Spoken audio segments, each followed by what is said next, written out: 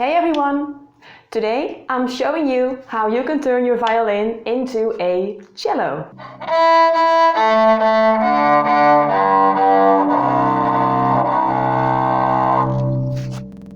Yes, new hair, but also a new violin.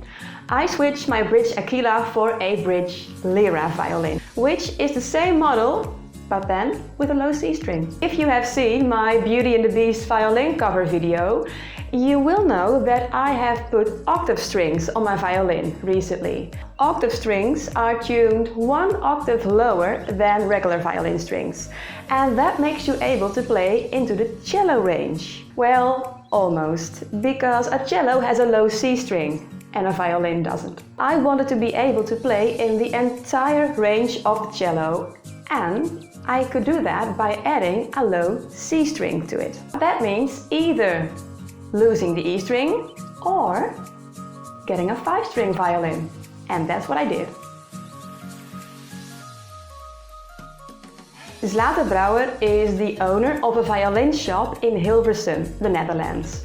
And that's the same shop where I bought my bridge Aquila electric violin a year ago. By the way, if you want to put octave strings on your violin, it's best to do this on an electric violin. Of course, you can do this with an acoustic violin as well, but the sound will just not be cello enough, if you get me. And that's not everything. I also bought a new bow. And here's why. When you are putting octave strings onto a violin, you will notice that a regular violin bow is just not doing it for you. So that's why I'm buying a viola carbon fiber bow at Zlata's. The difference between a violin and a viola bow is that the viola bow is a bit heavier, a bit thicker. You can recognize it by the fork that is a bit different. You can get a little bit more grip and it's easier to make more sound with a little bit less effort. And then you can create a better tone actually. Zlata has developed her own line of carbon fiber violin bows and viola bows.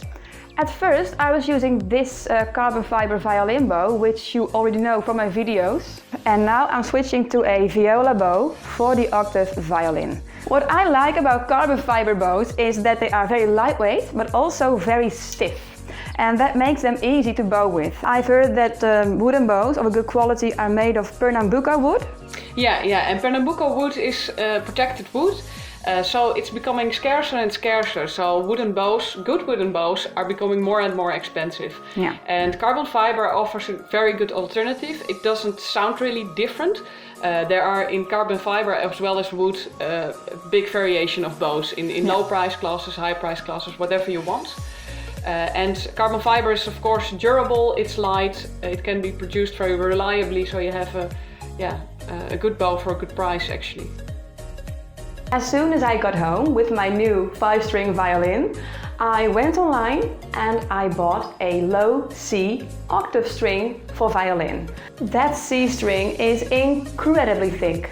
I had to cut the grooves in the bridge to make it larger, and my husband had to widen the C peg hole with a 2mm drill to make the string fit. And then the fun could begin.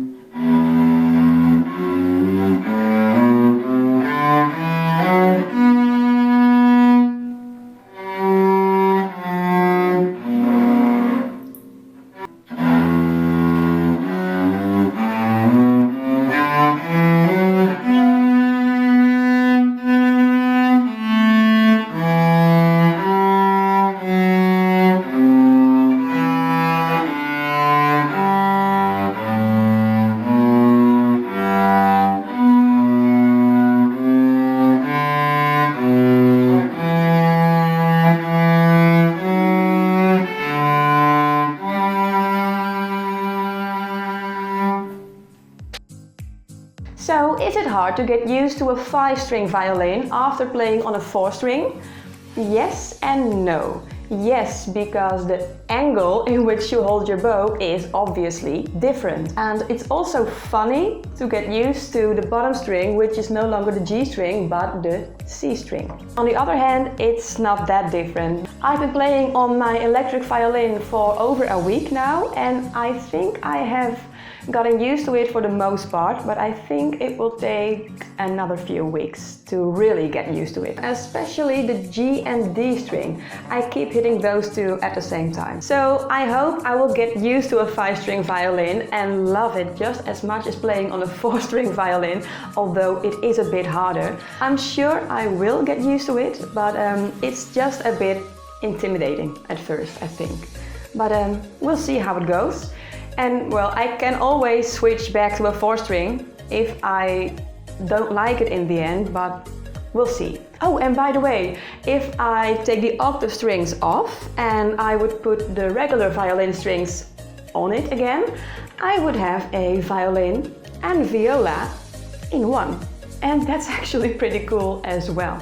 Everything I mentioned in this video is listed in the description box below, as well as a link to the YouTube channel of Zlata Brouwer. Not only does she have a violin and viola shop, she also makes videos with tips and tricks for violin and viola players. And also, she is the creator of the Violin Lounge Academy, which is actually an online platform for students who don't have a violin teacher, but still want to have a virtual teacher, so to say. In the Violin Lounge Academy, there are literally hundreds and hundreds of instruction videos for violin players. Go to her channel, check it out, and it might be worth considering. And even if you don't, when I was at Zlata's shop, we did a little interview about my YouTube channel, and that video is on her channel, so take a look. Would you consider turning your violin into a cello? Let me know in the comments below, and I will see you next time.